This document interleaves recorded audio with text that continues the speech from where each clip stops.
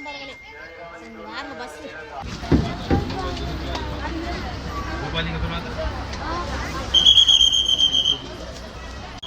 பஸ்ஸில் வெப்பல் ஓவரான வெப்பல்.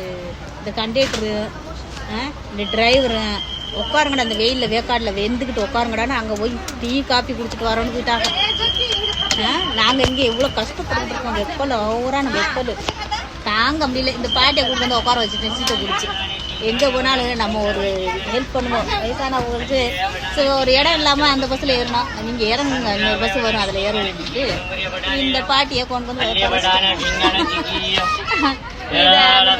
நீங்கள் எங்கே போகிறோம் அப்படின்ட்டு ஒரு இடத்துக்கு போகிறேன்.